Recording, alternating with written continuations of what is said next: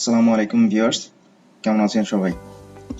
Linux operating সিস্টেমের 3 নম্বর ভিডিওটিতে আমরা দেখব স্টার্ট অপশনে ক্লিক করার পর fail to open A session for the virtual machine এই এররটা কিভাবে সলভ করা যায়। So let's get started.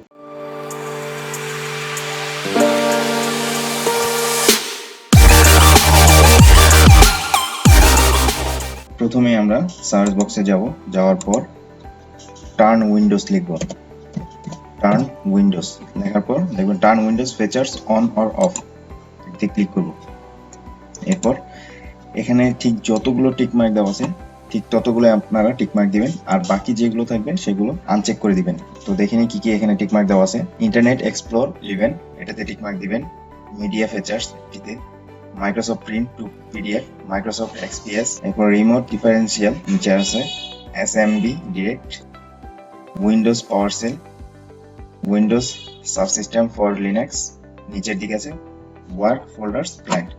আর বাকি যেগুলো টিকমার্ক দেওয়া থাকবে সেগুলো উঠিয়ে দিবেন, আর এইগুলো টিকমার্ক দিবেন। এই টিকমার্ক দেওয়ার পর এখানে অ্যাপ্লাই অথবা ওকে চিহ্নতে ক্লিক করে দিবেন।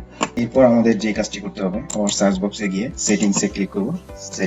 সেটিংসে যাওয়ার পর আপডেট এন্ড সিকিউরিটি এতে ক্লিক করব। বাম পাশে লেখা আছে রিকভারি, এখানে যাওয়ার পর রিস্টার্ট নাও এটিতে ক্লিক করব। রিস্টার্ট বাটনে ক্লিক করার পর এখানে যে অপশনগুলো আছে আমরা এখান থেকে ট্রাভেল শুট এই অপশনটিতে যাব। এরপর অ্যাডভান্স অপশন থেকে ইউইএফআই ফায়ারওয়্যারে ক্লিক করব। এরপর রিস্টার্ট, এখানে যে অ্যারো চিহ্নগুলো আছে আমরা অ্যারো চিহ্ন ব্যবহার করে কনফিগারেশনে যাব। কনফিগারেশনে যাওয়ার পর নিচের দিকে দেখব ইন্টেল ভার্চুয়াল টেকনোলজি, এটি আপনারা এনাবল করে দিবেন। এরপর নিচের দিকে যাব অ্যারো চিহ্ন দিয়ে যাওয়ার পর এন্টার ক্লিক করার পর এখানে দুটি অপশন আসবে, এনাবল এবং ডিজেবল। এনাবল অপশনটিতে নিয়ে এন্টার চেপে দেব। এরপর F10 বাটন প্রেস করে সেভ এন্ড এক্সিট। F10 হচ্ছে সেভ এন্ড এক্সিটের জন্য, তো আমরা F10 বাটনটি ক্লিক করে দিচ্ছি। ইয়েস বাটন আসছে, ইয়েস, এখানে এন্টার, বাস। সো এই ছিল আমাদের আজকের ভিডিও।